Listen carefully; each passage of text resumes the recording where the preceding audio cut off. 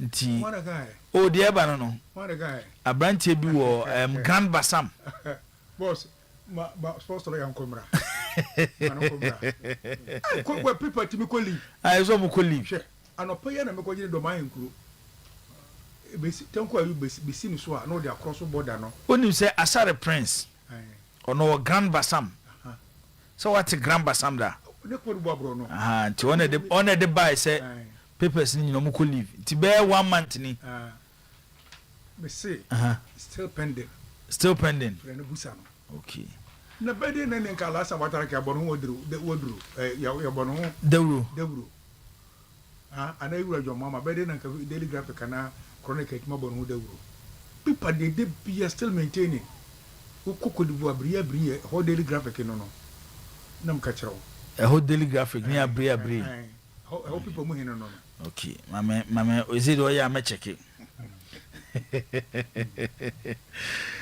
Baba boss yankoi boss me da senti ena anwumre so mransa so ye be konko phone close on samwa yansaka edise fata sauti na uhwe bi live on Oyerepa 100.7 FM live on Oyerepa TV on Highway Sports and it was yes afi England ye ko Chelsea ye na reporter efi Chelsea aswe eba HSM yentwa busum wenwie na yensi next month monom na amapa substantive coach woba abetrene ede ama Chelsea bobokonom yakasai Chelsea 2026 nkwa coaches besam yensa ena womo akọ dedi kan Enzo Fernandez amujana kwan ema Liam Rosinoa abefai na ofa adwumanom anya ye ema Callum McPhillam enso abeja adwumana emprempren yi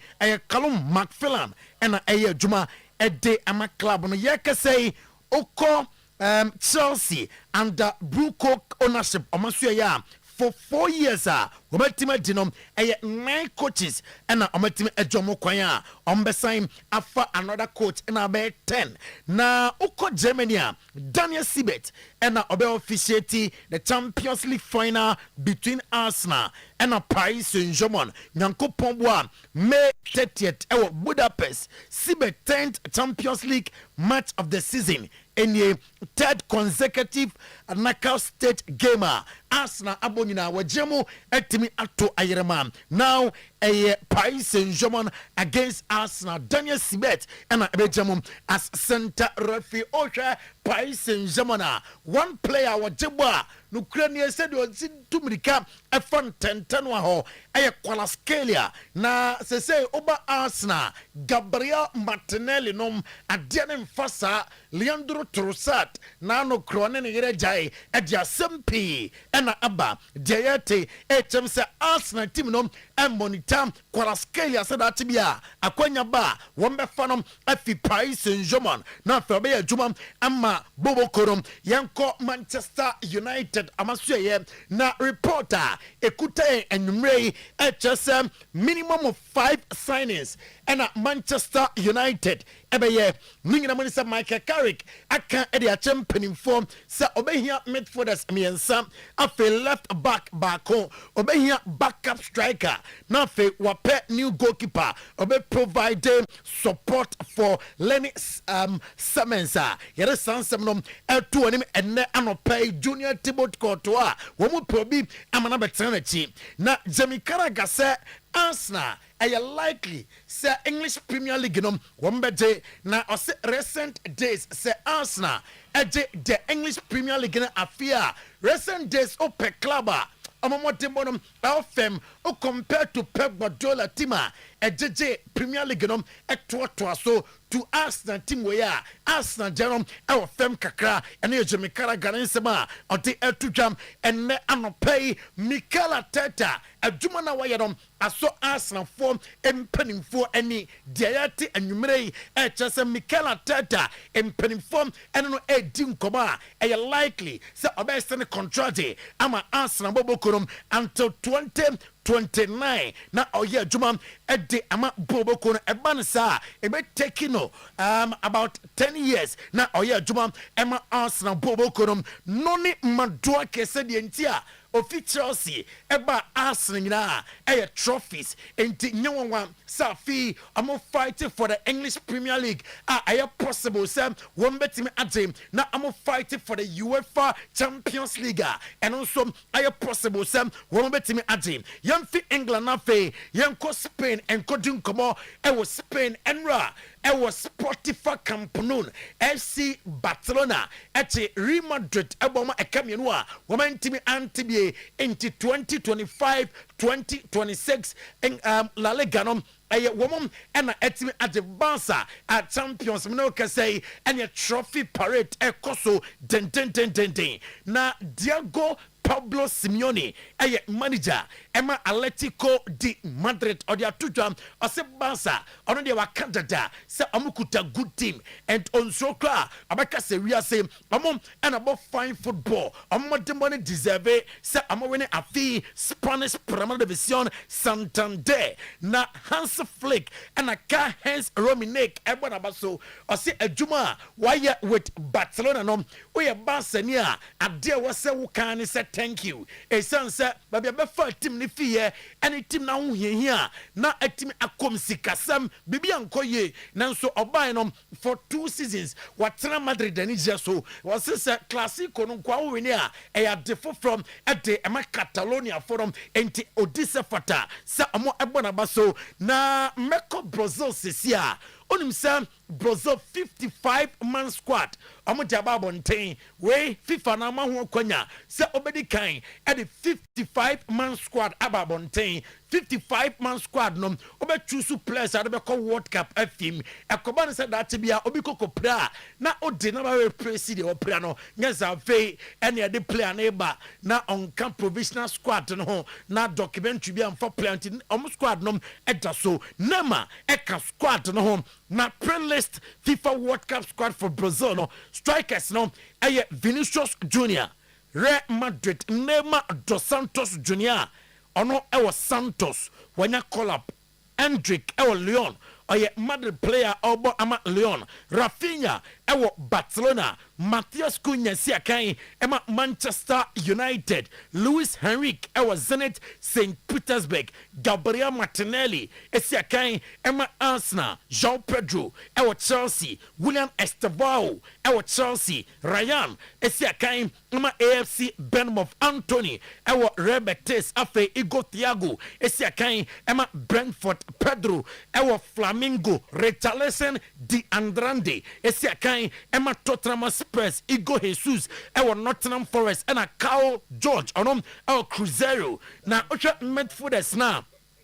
Casemiro of Manchester United, Bruno Guimaraes, Newcastle United, Fabinho, Esiakai, Emma Etihad, Andre Santos, Ewa Chelsea, Danilo, Esiakai, Emma Botafogo, Luis Paqueta, and I say Lucas Paqueta, El Flamingo, Oko Gabriel Sara, Nasuya, Osiakai, Emma Galatasaray, Afe João Gomez, El Wolverhampton Wanderers, Andres Pereira, El Palmeiras, Joe Linton, El Newcastle United, Johnson, Esiakai, Emma Cruzeiro, Matheus Pereira, El Cruzeiro, Wamom, Eye midfielders, Waton and Sa Afromo, defenders, Marquinhos of Paris Saint-Germain, Thiago Silva, onom ewo FC Porto, Gabriel Magalhaes ewo Arsenal, Gelson Bremer ewo Juventus, Leo Pereira ewo Flamengo, Ibanez Esiakai Emma Al Ali, Afe Alexandro ewo Lille,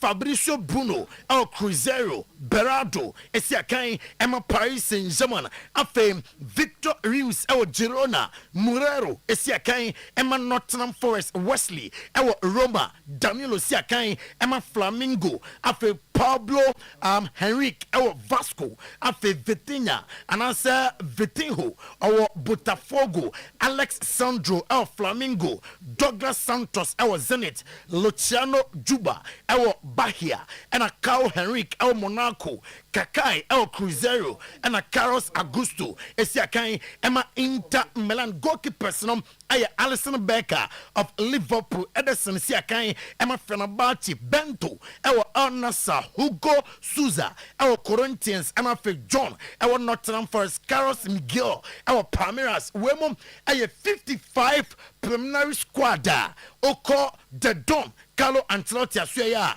wato ne nsa from good news for Neymar fans Neymar eka squad no home and afi Thiago Silva enso eka squad no home Paris Saint-Germain madi kan be story we amount sa wo mu dim komo den sa Julian Alvarez osia kan ema Atletico de Madrid no won be fanom akodano no kran se bɔ ne de onimbo adiaka ene se obesha asem ade enkruwa Luis Enrique sa obe guarantee trophies inti amra na amaya adwuma emma Paris Saint-Germain bobo konom and Di Maria and on say Jose Mourinho watibi sa manfo chem se an Jose Mram emaya adwuma emma Real Madrid ose ba bia made duom sesia situation na omwom nom won hia coach sa coach no we leader sa coach ne issues se what club no maintain ho ase ene players bu players training grounds ye bobi na tina pai sa ne mo nyina be Jose Mourinho ene ye obi a obetimi aba amana sesa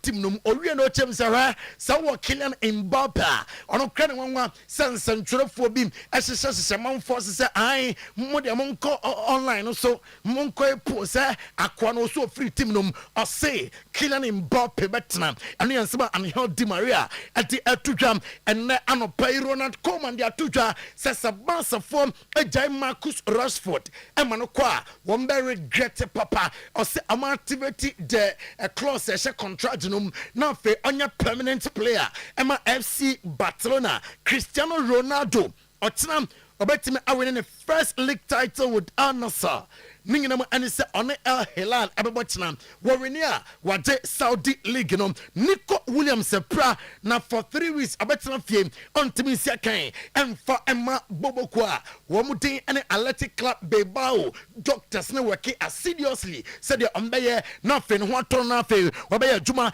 ede amatim Luis Diaz on ne wife Geraldine omawo Babema kama and you say later sir if you ever me we Italy na Lautaro Martinez say match no omudin komo plus na ehia Inter plus ehia am ye meeting we no e ho na kwa turning point ema Inter Milan bobokonom na Filippo Inzaghi e de atudwa say AC Milan de say de tie bia won bebo top 4 and qualify for the UEFA Champions League. Milan, Diayati and then Numrei and say Rafael Leao of Biaba. Maza, Ombetia, na Amagisikana Amuhianum, na fe Rafael Leao, Akosia Kain, at the Amasatin Luciano Spalletti, Akan, Acha Juventus Force Derby, Nessis no Etna, on Timino Jonathan David Enya Juma, and your reporter, Ekutai and Anopay, and Numrei. Paulo Dybala I confirm say I'm gonna Lazio game no ebet man the last game for AS Roma is say AS Roma and in komobia and yansam if Paulo Dybala so ye etodwa ene anwumrei na tiewei Sprint and Limited say omwako World Cup about the experience pa wom obi odiane say obenya $9,000 no omwonya visa obenya a flight ticket hotel accommodation match ticket enafe ukodu America wa say oko ebia uko kro A kro B ebia babia obekobia hombe provided transportation amount terms and conditions abusuam yamfan to just ukoko piema na say e kama pa terms and conditions 500 Ghana cedis abusuam and no registration fee afe $1,000 a non-refundable deposit for visa and processing fee yenim okoje visa na otua sikana yemfa sa sikana ema obiem entabusuam ombeboa ama on sa kan visa no nti asem na make to ne tie then 10 times to 1 amount final payment na obetua 50% unya 50% no e de mo wi a uwie bibia na otua de aka we unya no ba bia this is Sprint Unlimited and e be ye e de amawo frɛ number ne sesia frɛ sesia na ye nuni nkomo watena krom ache bere no dɔso kɔtena nyesa buchima mu kɔhwɛ World Cup 0203 06 4820 0203 06 4820 and I say 0598 742 171 0598 742 171. Visit the offices no Kumasi office Ewo Airport Runabout after King's College adjacent to a second Rural Bank Accra office no 69 Adergano Road no so East Legon ho enkrapumpuni mantemo oba ye ho a ye no bedi djuma bra ye mfa nko America ne kwhwe World Cup ne bi 24th African Athletic Championship Accra 2026 ebaso na abusiam energy semene se energy wom beda pono ewo high Ghana, are you ready? Ningina mo ne se on the 12th to 17th May 2026 ewo University of Ghana Sports Complex eho ena dwumadi no ebaso Beatrice Shibet Faith Caprigon ena fe wo mo kwedare pa ewo Alexis mum yenyina ye hia Ghana our own Benjamin Azamati ena fe Abdul Rashid Sami no omunyina eba na fe yabehwe this is speed, this is power, this is pride, this is Africa. It's the 24th Senior African Athletic Championship. Feel the heat, champions within Africa. Now fe bibia entime enkoye N17 restaurant and bar N17 restaurant and bar yamu aduane papa di aduane no sabio kan ne anim etini adi aduane fon N17 restaurant and bar ba no ye di fufuo papa bankuni tilapia papa emu tuo na opa bia N17 restaurant and bar tuo zafi masa we nya magi die ni bia o unya tuo zafi wo N17 restaurant and bar na wodi a utim se aduane na wodi no continental dishes ni na fried rice, jollof rice, assorted fried rice, pizza, and shawarma, fruit juice, and all kinds of drinks. But Jibi, now abusiam tie important notice. Ebi a wedding bi na woye. A year be an abba. Oma mbebano. A year no mbejao. Te oso mo mbi papa edi nti freying. Na ema survey ewa se. Birthday parties, naming ceremonies, meetings, outdoor, keep fit clubs, any corporate bodies no. Mum first is here 0246 620 118 0246 620 118 0508 158 355. No after N17 restaurant and bar 2026 FIFA World Cup no when you said the boss will be brave at the mount 31 days to go na abusiam u dream and say u dream ni say obekɔ bidia na odon abo African soccer promotion one to 2026 FIFA World Cup for unforgettable 14-day experience across New Jersey, Boston, Philadelphia and after Toronto. Now me say oh dear, enjoy tier 1 match ticket, premium hotel accommodation, daily breakfast, and pebia, nemo aduane di, afi airport pickups, ubedu airport wa, yabe foul, edwa kobabia odam, intercity travel, stadium transport, visa assistance, net travel, insurance nina, abusiam, wambeye, at the amount. Odiani se obetua $9,400. $9,400. Now finima nyina kuye at the amount 0249 313652 0509 6322 288 and I say 0246668981 na wafre afi bash digital satellite abusuam World Cup ebebasui enkonko tena demo nkase midi code na tiko intiminya matches ni bi hwe won say bi be 11 bi be 12 bi kura be 1 bi o 10 Ghana had time intabusuam Bash Digital Satellite ne nkona na munkrana decoders for football lovers obenya bi ma mo pe games no omo ma mo bi afi hotel packages no adeba mo guest houses restaurants individuals so munkoje bi e Bash Digital Satellite ono ena abusua ahenche no e se no kroma in terms of decoders freno 0200 050848 0200 050848 0556 287757 Abreport Junction ship mu Kotoko Junction and a Bash Digital Satellite owo na opesuto papa dia abusua enkoto shito bia nkofo yade ma ho lizi shito no ene papa shito awudia utimu se ede papa enye de magi bia ye bia enti abusua unya kenke na unya lizi shito na ebekoye ama unya wache no na unya lizi shito na ebekoye ede amount wusia bia tobi opedodo to akoton a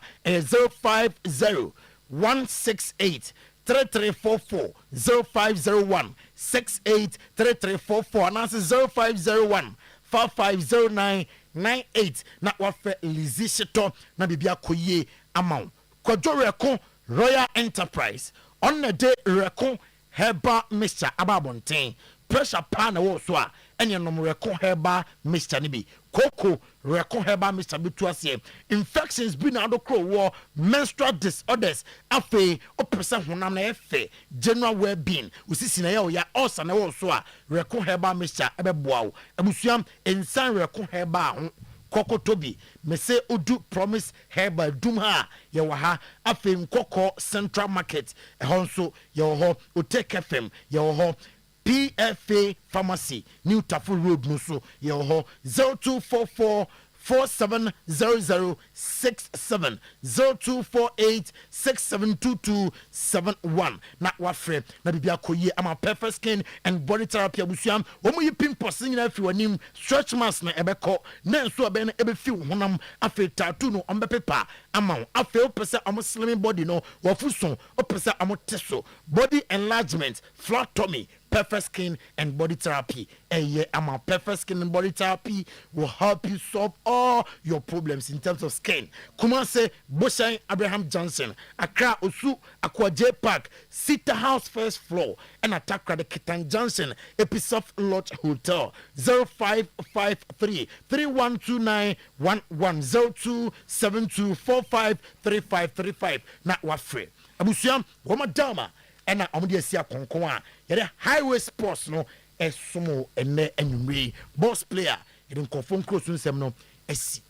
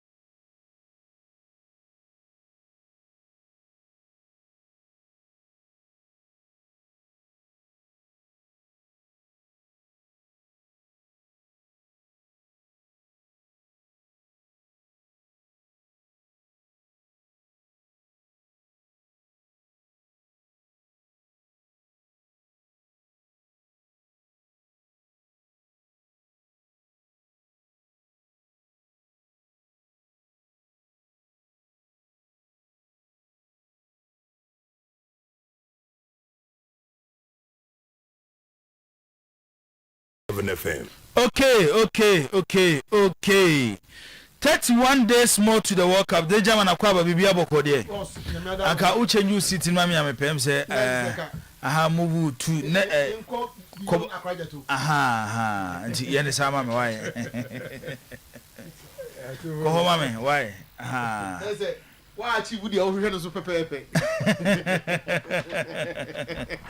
Okay, 31 days more to the World Cup. Aka 31 days.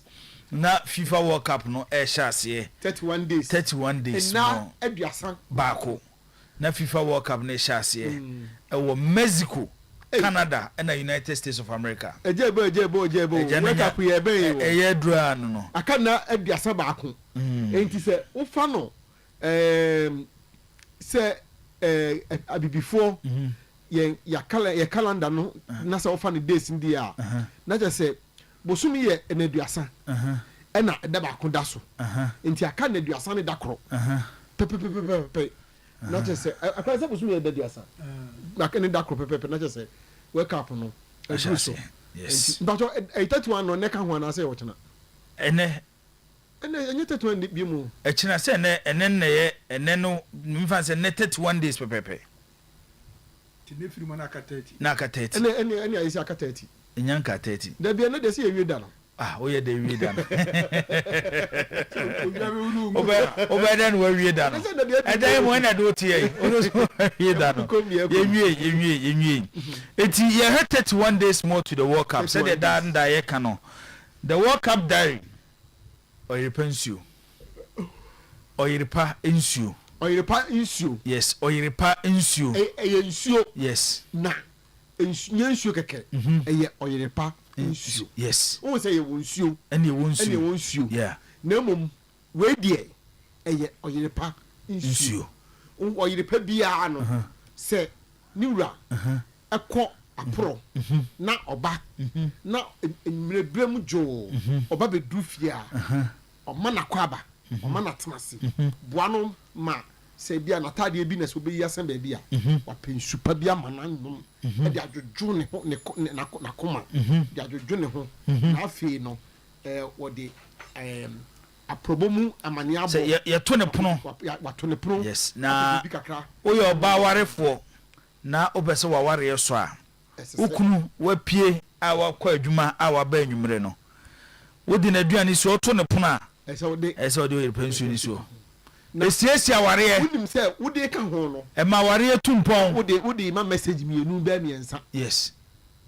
Say me Oyerepa. Ti de mama Oyerepa issue no. Say my bibia fa che me. Ti de mama Oyerepa issue no. Yeah. No jojo bo na embremu edabremu so. Jojo bo amawo. Ti de mama Oyerepa issue no.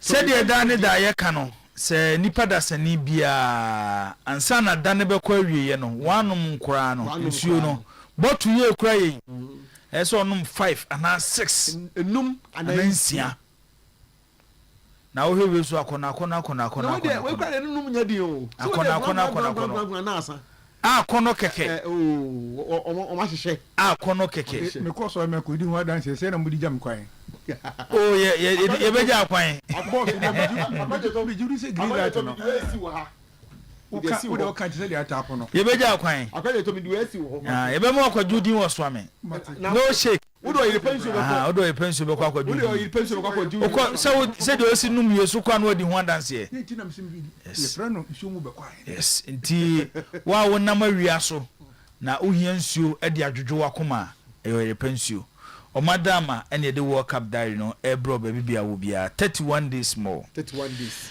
bafo na unim se 31 no ebi fa Ghana ho kaka ade duasa ba ko yes ebi fa Ghana ho ebi fa Ghana ho pa Ghana at the World Cup Argentina abam England abam say your first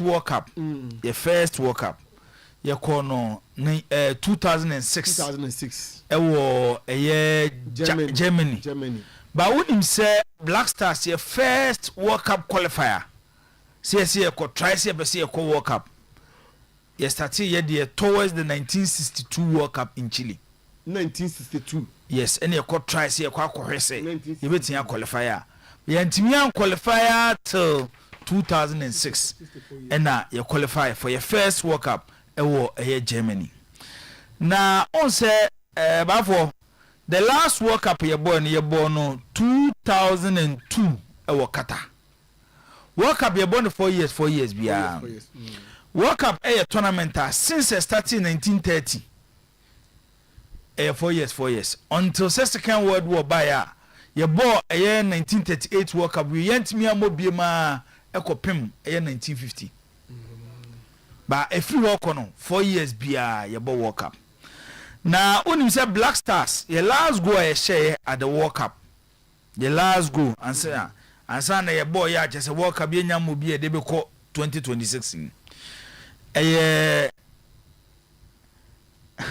danger man anafa Ghana de no go chechiri ese master ne nye de ene yenko ye nim ye de Ghana de mba be wie ne de Ghana be wie okay eti yenko ene ye wo dribbling say intwitwen say you so be as wo intwitwen ade ba ko ma football fans ene je eye player wonim twen and dribbling skill was na your concentration wo pa danger wonim say in the history of the World Cup the most successful dribbling ayenya in the World Cup dribbling ya say akoyie pa player wo dikan Lionel Messi yes number of Lionel Messi dribbling 118 why chen will be in the history of the World Cup say twetwe pa de Messi ne dikan the otosumienu Diego Armando Maradona onso ne twetwe 105 the otosumiensa João Ventura Filho bibrina fa ne Jazinho of Brazil onso 79 inti ye hwe the top 3 unim said the most dribbled by a player in a single World Cup history Diego Maradona 1986 Maradona successful dribbles kwa 53 enu no lead Argentina mom ko je 86 World Cup no Mexico 86 yes sana na from the World Cup bia no edu so de kromdin ade atoso USA 94 Germany 2006 South Africa 2010 now eno no na efre no ntiwe ye was successful dribbling at the World Cup ene de atuja say player ne de edikan Lionel Messi 118 Diego Maradona tosmi 105 Jazinho etoso 79 with 79 unse Jazinho ne the only forwarder in World Cup history say player be a forwarder wako World Cup every single game at the World Cup we should go so wako particular tournament yes game be an country abobia we should go Jazinho at the 1970 World Cup and also back for course Mexico say eventually Brazil Nigeria final mo Italy and omo de JSA World Cup no in a single tournament most successful dribbling Maradona and they were 53 now unim say in a single match see a match ba ko pese now obiaye the most dribbling in a single game at the World Cup JJ Okocha 1994 yes 1994 Italy a boy against Nigeria no na a record that was a one match yenya will be pa the dribbling doors no JJ Okocha at the 1994 World Cup Nigeria and Italy game mo a boy na before see a boy nyina no in the history Okocha de no 15 most successful 15 yeah 15 in one game no even Maradona no even Lionel Messi no even Jazinho no even Garincha into Okocha and a lady in one game where Ronaldinho Onyama okay now also you can't dribbling but for I am associated with forwards football mupande for playmakers eti hardly na benya defender say danger man you see yakwako ball eye ball na defender the number of dribbling was through a chain attackers yafi ani nko the 2010 World Cup air course in South Africa but for see about 2010 World Cup ni wie no na eye Ian Robben enya 24 successful dribbling Messi enya 25 Iniesta enya 26 Lucas Podolski enya 27 the highest at the 2010 World Cup aside a history when it comes to World Cup e bin see da say you see a World Cup since FIFA started say but for all use statistics or collect data at the World Cup The first time a FIFA started was 1966. See, you use data. Data. Yes, air quality statistics at the World Cup. Yes. In the history of the World Cup, no, but from 1930, 34, 38, 50, 54, 58, 62, 66, 70, 74, 78, 82, 86, 90, 94, 98, 2002, 2006, 2010, 2014, 2018, 2022, which was the last World Cup. 2010 World Cup, Nkwane World Cup, the most successful dribbles at the World Cup, Ecuador defender. Yes. Now defender commando Sergio Ramos. No dribbler. Yes. When you say the 2010 World Cup in South Africa, Sergio Ramos and the most successful dribbling at the World Cup. But for Onya 31. 31 and Sergio Ramos inyaye. Inti at the 2010 World Cup, Sergio Ramos etwa Lucas Podolski, utwa Iniesta, utwa Lionel Messi, utwa Arjen Robben as a right back for the Spanish national team. Or completed 31 successful dribbles at the World Cup. 31. Inti 31 days more to the World Cup.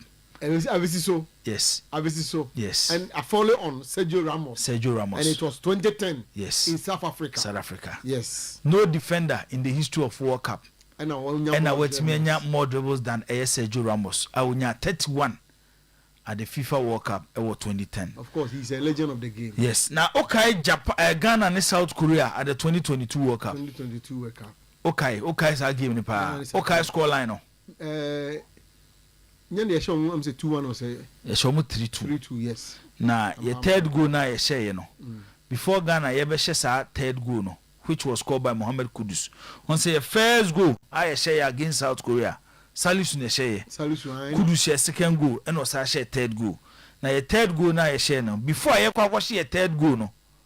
But for African countries akọ World Cup nyina ye ka say build up to a goal. See a build up akọ shegua. Black Stars of Ghana, Jenny Cry record no. So I'll go now could share no. Ghana enya 31 successful passes. 2022. 31 successful passes. It started from Atizigi to Salisu. Salisu to Amate. Amate to Pate. Pate to Salis. Salis to Pate. Pate to Kudus. The onya most touches before sana sabo no Etonet Thomas Partey. Into the build up to Mohamed Kudus goal no, but for 31 successful passes and a Black Stars they share a third goal against South Korea at the 2022 World Cup. But then your concentration was dribbling at the World Cup, successful dribbles at the World Cup, and no and a 2010 World Cup no say Sergio Ramos of Spain.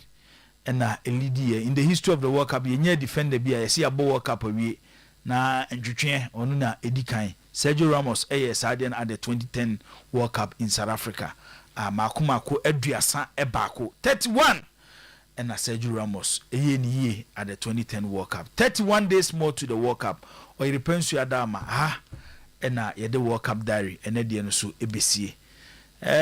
One monsieur, but in so be anywhere you throw Oyerepa ti ye kanfo dia mo anwumre se obanum suo ama wakoma ne ho atɔ ama obodi ne ho atɔ na da bia meka se ade bi ekoni paduanim bia no nipa da se ne so ye careful nti nsuo be koni paduanim no eso ohweyi water is life oye pensuo eni nsuo ye kanfo ade ama obi bia bomode ma wonsa enka bi open dodo to a for ni ekire tanoso omo ene ya Santo Senior High School no ene di enhwani mu ene ye kama akoma kudu e de abom ne de ama baba ahyae onfa nkoso ame nkonko di ho adanse na baba ebe hu an se afi osu abie o shop kese na Oyerepa nsuo nko a na akoreje to eton baba o aha ene de World Cup diary no AC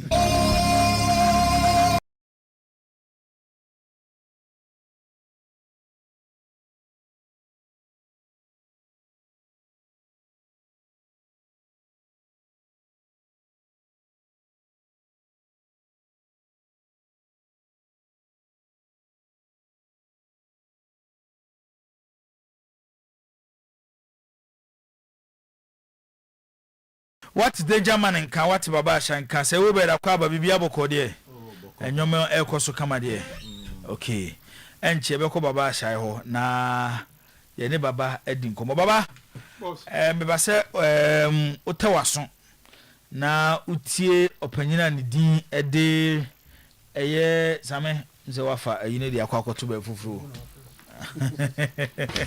fa no bem se nyo na de ba fa bra nyanam de ba same de beto o man sa enem se o de fa no ba me nem se same asesem same ntifa we bra na yenye ho adwuma baba mbese wa wo chiechim why ura na ni dia David Winnie lawyer at the Marine Heading. But your own microphone, man. Babu Pajam man, mamma. What a king kind. Ose, King kind. Me peso uti. Why ready? Why not? Aha, coach na more than a can of Munchia, no. I would demako quarter. So what is it? You say one here. Next year, baby, I'm to our secretariat near Betum. This kind of blue secretary to go. Ose. Asiska woman that Adam accounts we know Cocky and no first. We are not what the credit of this kind of SM one. Told you, Jinisika. Ah, what do we double trade? Say you that's a bomb more than a bit in Sigama. Then we try to say, for be more project here, you were too bad for that year. No, the converse say her life. When you be able to represent out. Sir. Okay. Yintine. One abichim. Why? It's a complete fabrication from Hearts of Oak. My client has not accepted anything from Hearts of Oak, and the settlement that they've put forward has been rejected. There is no more negotiations going to take place in regards to a settlement. Rennie Hiddink is looking for all of the money that he was awarded by FIFA and interest. He's not interested in settlement for a lesser sum anymore. And if he doesn't get all of the money and interest that was awarded to him by FIFA, he's just going to keep the ban on Hearts of Oak from signing new players. He'll keep that indefinitely. He'll ask FIFA to keep that ban indefinitely until the club pays, and he'll also ask FIFA to implement the next stage of the sanction, which is to relegate the club to a lower division. It was a proposal to pay a sum of money by a certain date in the future, and I would assume that with that payment there would be the lifting of the ban on the club. They didn't say it, but I would assume that's what they're looking for, because the settlement that they are putting forward or did put forward was a full and final payment. There was no more money coming from Hearts of Oak under the settlement. They're not even willing to pay half. They're paying less than half, so my client was never ever going to accept that sum of money. I think that's what they were wanting to do, to pay that sum as a once only payment to Rennie Hiddink to finish this, and for Rennie to lift the ban on Hearts of Oak. To be honest, I think Hearts of Oak have got this wrong. We have come to the court in Ghana. Simply, we have a decision from FIFA. All we are asking court to do is to recognise that decision, and then once that decision is recognised by the High Court in Ghana, that will allow Rennie, through his council in Accra, to go and collect the money from the club directly, either by seizing its assets, bank accounts, and that way we'd get the money. We've not come to Accra to get another judgment, a lesser sum of money. We've already got a decision from FIFA, the world governing body of football in Geneva. We don't need to go to Accra to get another judgment, to get another decision. We've got one. All we're asking the High Court in Accra to do is recognise this. Hearts of Oak have to pay Rennie Hiddink $146,000 and interest. That's not an issue anymore. What we're looking the court to do in Ghana is to recognise it and then say, okay, fine, let us then go and collect the money locally, i.e. knock on their front door and get the money, or get it from their bank accounts, or seize all their assets to sell and get the money. Oniadofo, uti Oyerepa 100.7 FM. Baba then was you trusting? Boss, you see me trust. Asem na mara ho. Oh, there be me who. Okay. Now what do you kind of? What's it say? One, was he has a store on the boy in a publication. The toss will be so FIFA and or there some local ma ye bogu as you say yɛntua ne sika nyinaa ɛma no nti ɔno wɔ mfiri aburokyire ma sɛ ɔba bɛtie deɛ Ghana court biara bɛka ɛbɛsa sɛ has ntua sika no ɛna ɔse sɛ has ntua sika no yɛmo properties ne nneɛma bɔ hɔ ɔmo bɛtɔn sɛ bɛ ɔmo sa bɛka ɔmo sika wɔkyɛ aseɛ ɛna ɔsan ɛka biribi sɛ ɔmo ne has adi ka tena ase wɔn akaa na has payment plan has yi tu ma fɛ de ɔmo ntua nti sɛ ne gidi enye adwuma bio nti adeɛ ɔmo paa ne sɛ deɛ FIFA court ruling na ka no ɛna ɔmo de bɛyɛ adwuma Ghana ha deɛ ɔmo ma ha metie court biara. Okay. Ɔsiska ne $146,000 plus interest. Di asomo kan deɛ na bɛka fa ho. Deɛ mɛka kyɛ ne sɛ mijama mpanimfoɔ no ɔsɛ sɛ bibi saa ama next year league ne kora na ne bɔ bɛyɛ den ɛna ɔsɛ de brɛ wɔsa ka bibi sɛ ha sɛ ntua sika na wɔ expect sɛ FIFA foɔ ɛntwe ha sɛ aso ɔmu relegate has ya sɛ ne so de ko division 12 sɛ division 9 and the minim na de different of yakwa ɛma so efiri sɛ ɛna mu ntwe sika na mɔmɔ masa has a premium club division 1 yɛn ache dodo yɛbetua yɛma mfira mentima kora sɛ fofo kafo yɛbetua nti wɔne de broni no wonya abotre ɛsɛ league yɛn nkyɛ ne awie sɛ na make na yɛ sɛ ba register players 2026 2027 si MPSS kana mu kwan en register players we current players wo ya ball aye bɔ no you go hye ho den wonya strikers be kan wona betimi aboa si so sa band ye da so no amamu aye den amaye team sɛ yura to gua fɛ de ka ba ya e pa dada Mississippi bia no sɛ biwo na ho de e boro so na baba sha bɛda sɔre ya no pa bi ese House of Folk ka mo di nti ya relegate to mo ko division 2 wo hwe mane masa sɛ wo hwe project yura to gua fɛ da ye no wo problem ya misre buru misre me kanye bi ni wono ne sika yi I'm telling you secretariat no kura na papa no ebubu ya wo sensi no enu kura no sika no huge enti woni de wonya abotre wo de ka betua na ma supporters matu ho na mo ne mpanyifo de ho nkomo wo se quarters na wo no asama ekuwie court asama wo supporter wo tinche wo ni ahoden ti see a ruling na ba yenyese na board no mehwe wo di omo so ebeka na city bia no mseka no ombeye fi wa say asate next season no. Okay mamenko next story so why the twaso enu Asante Kotoko boy against 11 Wonders Tachiman 11 Wonders na game ni ba na wie na Kotoko ahyemienu Tachiman 11 Wonders entimi antimu bi eno na Ura Alexander Menu ono na Ashanti region oba Asante Mantema Kotoko supporters nyina ono ene doma no odi tudwa se na ni agye papa titiru ene se Kotoko youth team players coach Hamza emo makonya emo mbesi akan edema Asante Kotoko manager pa no class 5 na emo opportunity obi anim se chama for Enkola because me makaka kadada say the man can win the movie and 2 started 3 be more and say them the question can let us go na mama nya die papa na boss say encouragement ball nya mpedi for juma eme nti o mo ahomi okọ ba bibia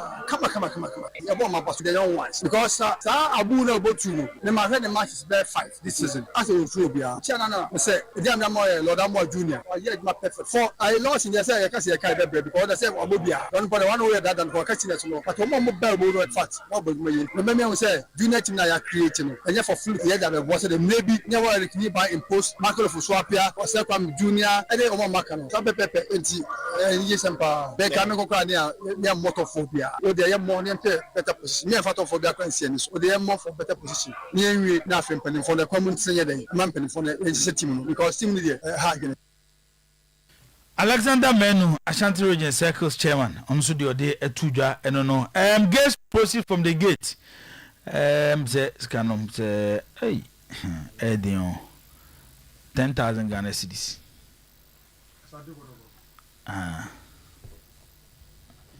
e be se okope house ne aduana no so mame ti abri kura de abase ni pe ko fe match require no 78 and half say anan ba hafu na akoro de akora ke to ba onya so ba men kind of French injirawa ye tiu o se club du Ghana Club du Ghana, la supporter, direction, calculation, opération, on le voit, oublier le monde. Oublier le monde, c'est qu'en soi. Oublier le monde. Parce que quand on a vu un this match, attendance, non. Et là, c'est au moment, spectateur, c'est non. Il pas no quand, c'est dur pour quand, quand on official, c'est quand, et il y a des fois, non, mais 78 and a half. Sa half no ye obi ba ne tara ne bo ma de na nkran so e na ho so ye sei akra de wo de nya te se kina meba oh nya one after the don't mean nyina ne na wa meka wo de obi de na beka anu na o de start here boss ina o de start here Pierre Kona bedie Rudiga du Carlas Fatel Le Monde Toamer de Fedivadis, Fatil le mort le soir, au tout cas, tout de quoi, le souhait boué le mois en paix. Et si, Real Madrid, last week, ça peut pas naître quand on sent encore quoi, so Rudiger versus Carlas, et Rudiger venait here. French Ramche was you know, and Tuamini versus Fedivadis, and also to a minute in a rainy year. Inti kun pin biwo Madrid. Say back to Bibakoso or Madrid, 15th of this month. Versus the winner of her and the winner of her to a minute versus Rudiger. Rudiger. Yeah, ringside, you know, $10,000. Opeso na go hibia. Opeso go hibia. Say 15 Friday we home. But to kesiere bekoso. Between Rudiger versus Tuamini. Na ringside $10,000. Okay. And like Polachino. Central line say 5,000 and a Polachino and also $1,500. Rudiger versus David. Rudiger versus Tuamini. Okay. Now Kako say wa say Tuamini before racing. Babao. Atlético. Was Atlético de la Spaniard dans ses vocations. 11, 14, 50 obridier. Atlético Madrid. So my friend dans Aboka. There's a newspaper no spin kwanza na uga. Okay. Na anka enra modro na moboy no. David. Was o maboka. O friend dans Aboka. Uka kwa so dance kokoko. Na ne ka kwa ntwa so mu coach ni hunu ka pokura na odwane. Dem bi twato la proca. Real Madrid de la Spaniard, célébrité de la basson, attention le monde. Aux dirigations, mon pays du moment beaucoup au bricasoir. Aussi player fighting. En façon on ne sait et Kugu 2-0. Yati. Elase. Boss va me tirer un peu une fois na mi so ranko. Mati.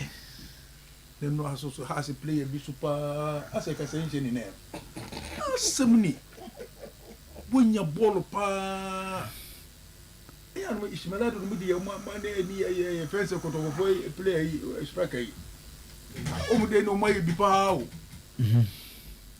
Asa no wa keeper na nim sa no agba he ni sem. Asa na me hwe mo supporter bo si mo coach Didi Dramani bro fun kwa.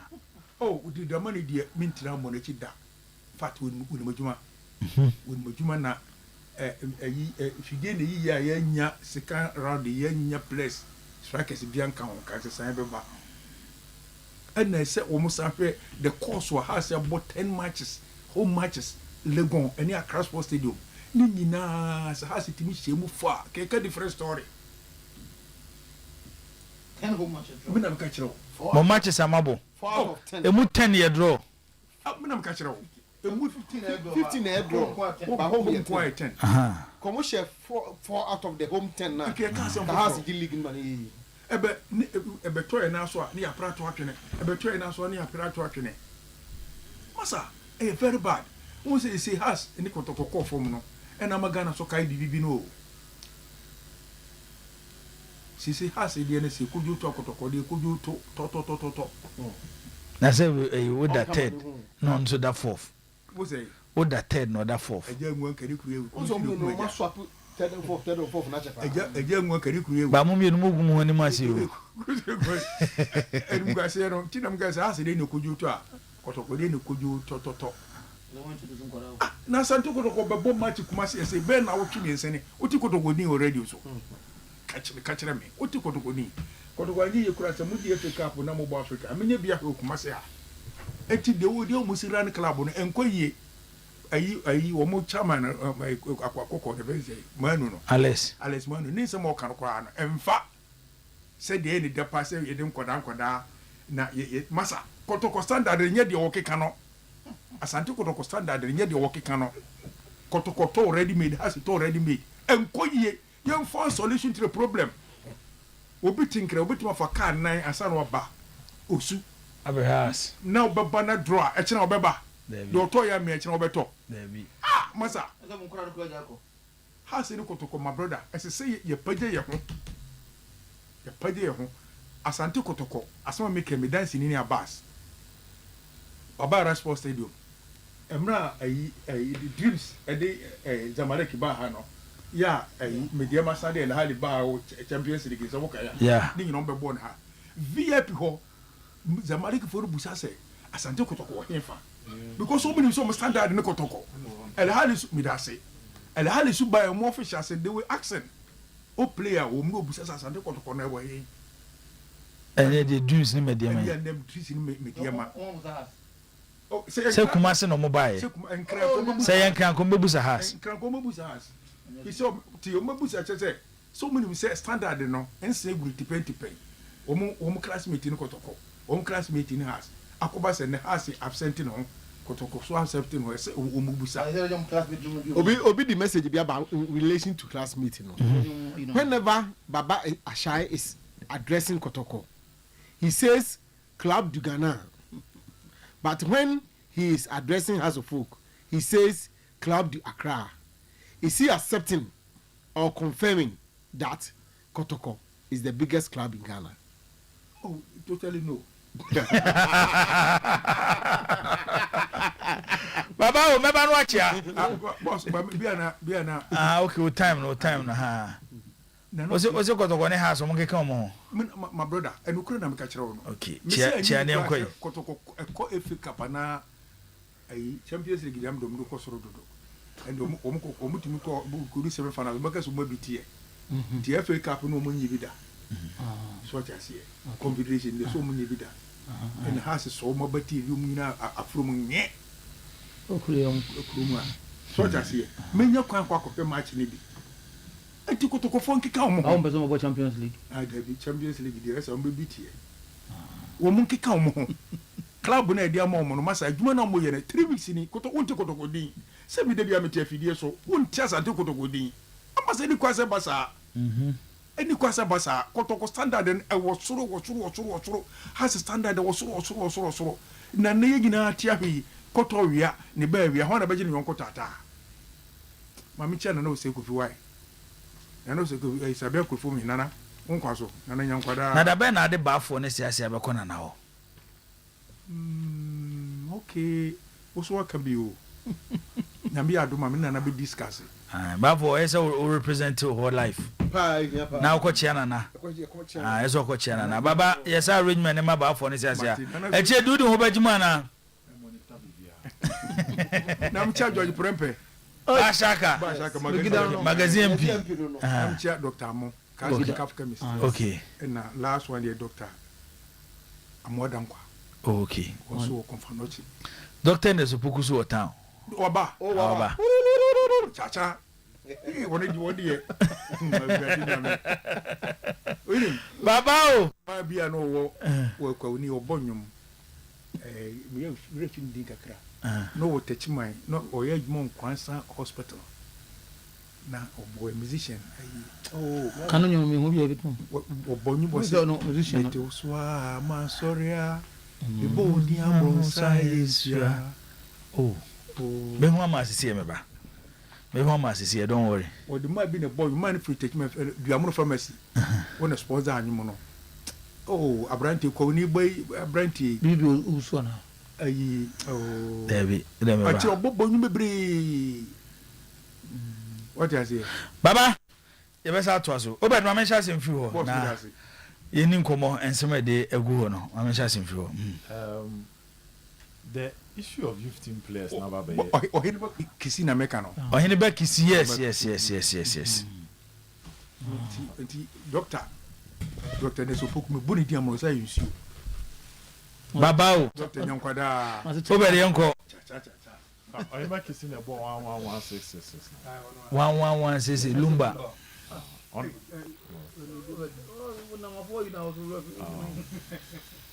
sa anyum ne nsem mpa 11166 yanko ko orum ko sine wetin on boka kama so sine so nim nyom pa no se de bia on na nyom de e ba nyom mo ya de pa yanko 11166 na hwe na won kan se me ka bo hen na ni po bo no nyum ni ho me na well this conversation about youth team players clubs na say if they want to do that they ma me fa we so kan o say FIFA technical study group for 2026 World Cup no former Black Stars coach Utuado FIFA for the naka ho ti yen hye ne so FIFA study FIFA technical study group Utuado eshim okay me the Infantino number be ma ho na wa friend over the yanko ma kwanza na waka kotokodi 10 million 10,000 Ghana na what ko titi mo say 100 million say the titi a zero over the yanko titi a kotoko zero na me catch us has kotoko standard kotoko standard above for ma so the conversation about using youth team players Juma, if the clubs want to do it, they should invest a lot in working on the minds of the supporters. Say, if that is a policy they want to apply, say, we are seeing a team on your message. We are seeing a now also sound. Untimi static ewo wodwumadiam de na me chichi match o say o share players na balance na right to dream money Chita FC for ne clubs in ketwa no omo man youth team players ne mfuru nduru suru no matter mo fast na omo de omo ekwa amano ne so honestly speaking what's our Ghanaian transfer market na no be play be at 200,000 play be at 150,000 Ghana cedis at jibu omunduru sao. But that is the new standard. And the question is, Amphibia clubs got corner has attendance, merchandising, ways of raising money. Me a kofo sometimes 2 million Ghana cedis. And I yet transfer recruitment every season. Do they have that financial capacity? And the answer is no. Because almost of them use 2 million a year transfer now. The salaries of these players is a cost. Because sometimes you need to convince them with good money. It won't say BBI double, and it will definitely affect your finances as a club. Intimidate baby, I mean, say they must have a policy. The policy is very simple. When you bear 4 players be 3 players be on superstars. Wait me the car to Kaswaka form. But the core of the team should be the boys are one Kaswa group more. I'm both together. So they will come to the senior team with some sort of understanding. Techi Addison year 8, Lawson year 6. Ibo, I'm about 2 years old. 37 and 35. I'm about 2 years from Mujina. Abu Adams has been around this year. Anthony Dua last year no or this year. Into fan kwala we mu a e mu abom 2 years. In 2 years, you can imagine number of times on my trip. I work to go youth team. Work to go youth team. Okay. Inti we mu crown 17. Inti so the next 3 years count they are still 20 years. So imagine how many ages near saying? I think Lawson is 16. Hamza by normal, mom about 17 in our coin. Mom in every yes, or no more call Okoune other ones, no more. Okay, your mom was the same there 16, 17, 16, 17. Okay. 15, 16. Yeah. Wow. Into we had there that's year by age 20. So Kotko Kipo man said together they've played for almost 5 years. And you go shem call for almost 5 years. On the sea park and so are then on there.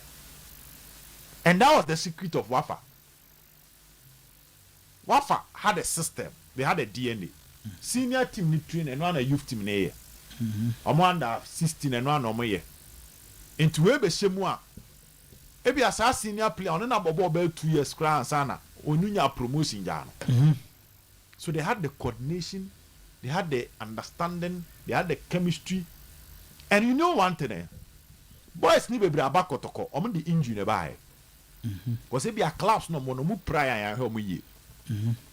But these boys, you can monitor their medical history and properly take care of them.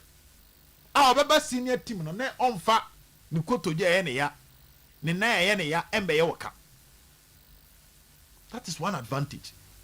So apart from the teamwork, apart from the chemistry, the low cost which you won't spend much, their medical history and even resale value. It's about the true baby. In the past, these clubs were not practicing that. But then the baby about the true no. So you are say, I am telling you, said the clubs don't have they don't have the ability. And the media man came. One thing I'm for realize about media man here say, Rose Park.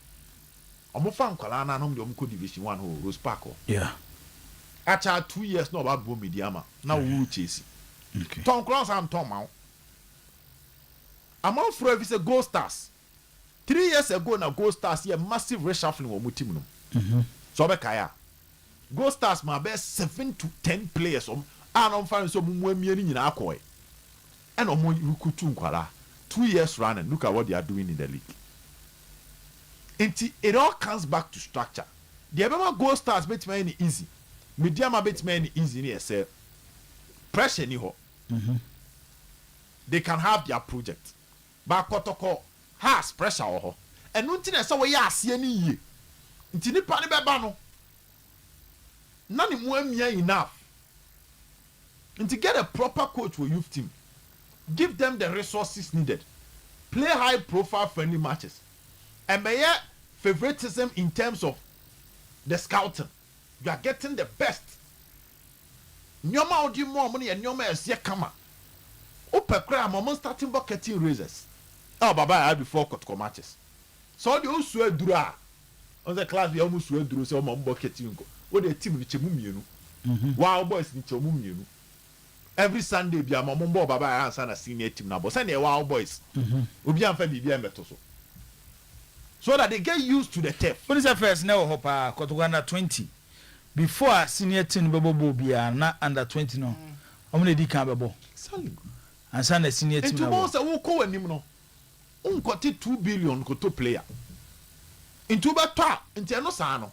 What scout Africa ha unya be 4 bi omo no hye. Na dia be hyem na nkwala no etaretare ho no mo. Junior less ya adwene. Medium jibo. After getting closer to this team, suggesting we say now.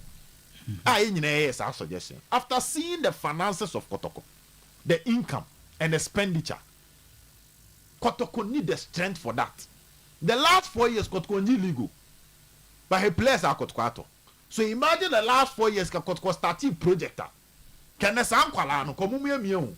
Say beya supporters never tears. And until I say it comes back to PR. Somebody in Kasai and confirm the discussion in my body. But some other normally supporters not trans say listen, this is what we are going to do for the next 2 years. Yeah, man who 2 years. Yeah, fuck coach, papa, and him say coach you are bang. And people see the progress. This season, 19 matches Kotoko and pick 3 maximum points. Omabo draw 10. And Ome lose 9. and we win 12. Meaning 19 matches I'm picking full maximum points. What is different from the Mkwalaye? Because at this point, Kotoko Nyanya 50 points. This is a Kotoko team was added 3 points free. Every ho. Intimenka say young Sam Kwala live in Inambo. But last year, Kotoko the boys need to call. Mate, Obed, Mamumbra, where mu Fabi count?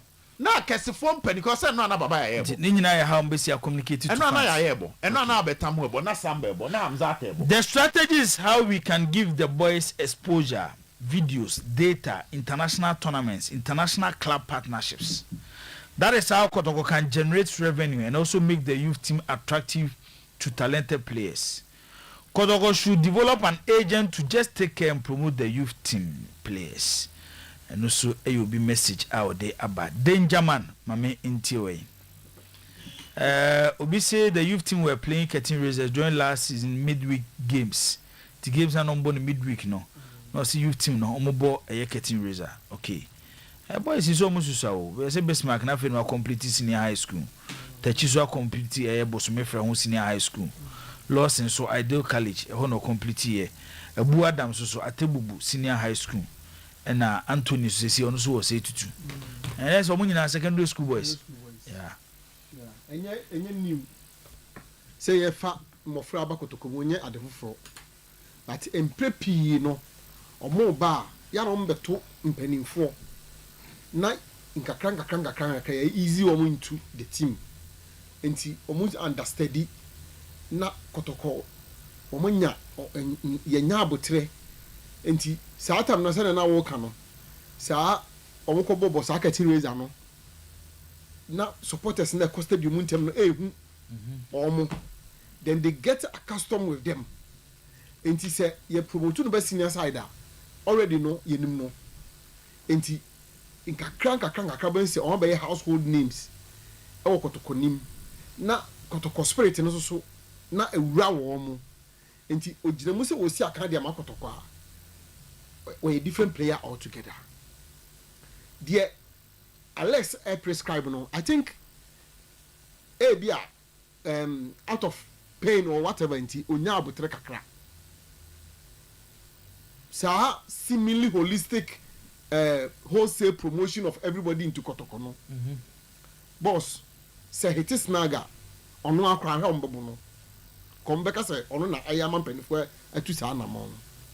The House of Folk Musical Youth of Abadekuma, Ezekalamu, Paula Joda, Santo Fiakwa, Echereshamokwe Beka. It took them years. Omumpo, they were phased out. But a project that leading to consistency and a best source abanoa. Later on, Yebehuni. And to say, I'm not careful, no, because of players binu musa na no kono ni ade ninti no you go prescribe a certain a solution that is similar no on the paper it looks so workable but one way do say in actual one way na akako bibia ho I am for it say ma a hugely talented young player the opportunity I'm for it but e be ho say be ha club misro one, players nagasa themselves. Ude, assuming we should go by what I'm hearing.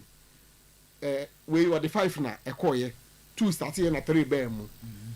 I'm hearing say it be a next match, a baby 7. Because if you already starting. So that more may start or the number the number started be increasing. The number will be increasing even the more. Mini problem. But assuming they are playing 34 matches, these guys will even suffer burnout. They will even suffer a burnout. See, at the part of the season now, you been here on no, because the energy to drive them on no, because usa, what they know be a cocoa. It doesn't matter how you will be trained. Usa. And I think say yes, sir. You get one chance, but you no systematically, you progressively. Send your bay, and also some idea the end result of it no na so quite disastrous and na make us supporters no said the beya dodo na beti ase Sanusi Oyerepa ewo downtown USA siasia krum USA downtown Wasi Baba has made my day for telling the truth. Kodogo is not young kids, but rather quality players, so unless should come again. They should focus on building a formidable team, but not kick it in Simbia. On we be new. And he said, Sanusi, Touchwood, now Yakoye no, send unless a prescribe no. Now Ankoya Sanusi will not take it lightly. On Trinda. And there are many of them like him. Or Munchi. And then be another story altogether. Mame Nkosi Asia, I say I support the Uber with what? I support the Uber. What is the contribution of we the supporters? Okay, I'm Ponce JD and no captain. You kone kakaka. When people realize football these days I am kodanebo. And for that sir titi no shi bi o kotokoda mo no. Say almost started na omu realize they make say and the football has become young talented players will be good.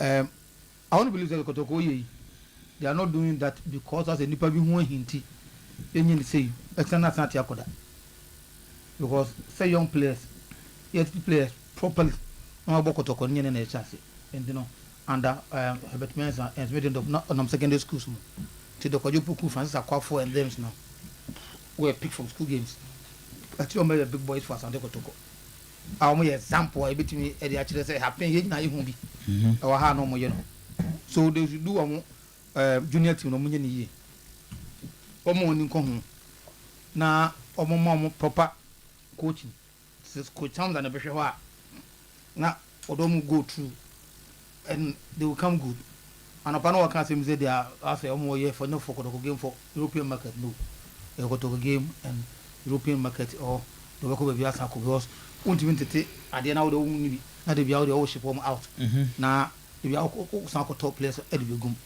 etino do benya kwan for European market no ton no de obey suitable for the Kotoko team no no obeshim so untimi kwana any Ghanaian team no betima groma no makwa. That's why big team the Manchester Cities, the Barcelonas, Chelseas and them now I think it's a good thing but any idea now obi can just say how you communicate to your supporters because do remember this the communication aspect of that are strong or many people say na direction here koni say na person oye the person accept it na ono woko man ni mo so de be guso any pressure o makro no bit ma sa killing kola because o ma won ti ase de wo ye de be ka say you know Kotoko no has on you to matter just 3 points on the field if you are yakoda but who ye be sustainable and they has been the trend that echoes will be as only different on mass now other they different once they the earth planet earth they are so and so I am for that but it should be done and done well. Mate, Captain says, I come here, but was any the birthday be no? Okay, a man, Mama. The bad day, I vessel permission. Or China, a year, Mimi offer. Hey, yeah, but line is 0322494401, 0322494771. I don't say China, or China, or China, the pictures in our dear back, China, or China, why? Udin baby, I got a finado as much as well. Hello? Hello? Benjin tente mi yanko. Yeah, so go to Syria. Now ba fancy Syria dia body offer. Say you to cook. Your boy is to cook. So I can be any win your ball too. Win your road get to cook there. We na ka can strike it so the strike is there beboa. Na be dey to what say who say. Some just the quality me ko say. Me dey must ba say take cook the force the ba ja. Say Hamza na tell them problem ni man no or you the man when you see press no go say. Yati Benji Yadasi, Udin baby, I can say Finado was Matoso. Hello. Hello, you are now with TV set in Dunama. Why? Hello. Hello. Good evening. Evening.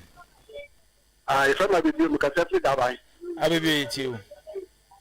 If someone I am not more said this, we have in our course in March. And no more, I am in Chef here. Okay, Mr. Edward, Mr. Madeleine, the military car. It's Mr. Edward, and was not quite the last military car. If you could not stand them coming in bar. I am Madeleine last. That's my am got it. We have in our course with the enemy. And the book I am pneumonia. That Nene, I can't refuse somewhere. I